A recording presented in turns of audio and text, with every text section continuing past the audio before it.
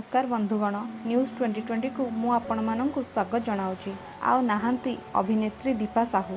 हाय हाय तो मल्लीफुल गजरा गीतटी मन पड़े आखि आगरे नाची उठंती अभिनेत्री दीपा। किए तांकु झीटे मेड इन ओडिशा कहे तो आउ किए रंगई नानी। आल्बम जगतर क्वीन भावे परिचित दीपा अनेक नायिका आल्बम जरिया परिचित कराइछंती।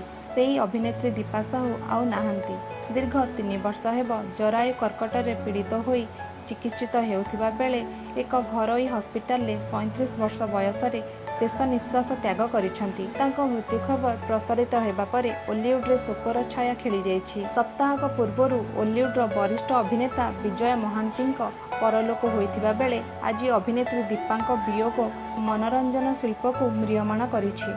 ढेंकानाल 1983 जन्मग्रहण करथिले दीपा। देखिबाकू जेभली सुंदर थिले से तांको अभिनय शैली मध्य सेही भली नियारा थिला। ओडिसी नृत्यरू आरंभ करथिले अभियान।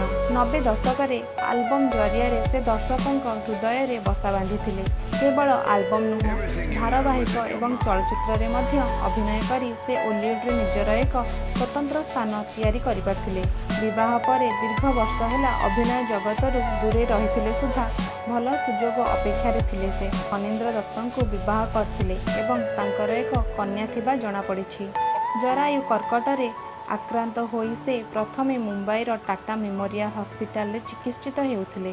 लॉकडाउन जोगु सेठाकु जाई न पारी एठारे से चिकित्सित हेउथिले। प्रथमे कैपिटल और परे एम्स रे चिकित्सित होई घर को फेरीथिले। आशा रखिथिले पुणी एही जीवन युद्धरू मुकुलिबे एवं निज साथी परिवार सहित हस बांटिबे। मात्र विधिर विधान थिला अलगा। 27 तारिख रे निश्वास नेबारे असुविधा हेबारु तांको एक घरोई हस्पिटाल भर्ती करा जायथिला। 28 तारिख अपराह्न 4टारे डाक्तर तांको मृत घोषणा करथिले। से प्राय 100 रु अधिक आल्बम करिसंती। अनुभव, सव्यसाची, बबी मिश्र, श्रीतम दास, दीपकंक भली अनेक आगधाड़ीर अभिनेता सहित आल्बम रे अभिनय करछंती दीपा। तांको आल्बम मध्यरे कृष्णचूड़ा रंगर नाली ओढ़णी, एकड़ा एकड़ा रा, हाय हाय तो मल्लीफुल गजरा, मिछे झियो, टणा टणा आखि, दबो जदी गोरी दिल दे जा, ए मोर सहरी बाबू प्रभृति रही। धारावाहिक उत्तरदायी, बड़ घर बड़ गुमर कथा सह चलचित्र नारी आखिरे निया, सुना चढ़ई मो रूपा चढ़ई, कॉलेज टाइम प्रभृति रे अभिनय करी से सबु वर्गर दर्शकों हृदय रे स्थानित होइछंती। हस्पिटाल विधायक सुशांत राउत, दीपांक स्वामी, 2 भाई और भाउजों समेत अभिनेत्री उषासी मिश्र, विदुस्मिता, एलिना, समरेश राउत, देवाशीष पात्र, सुमन नायक, अखिल पट्टनायक एवं तांको संपर्कीय और शुभेच्छु उपस्थित थिले।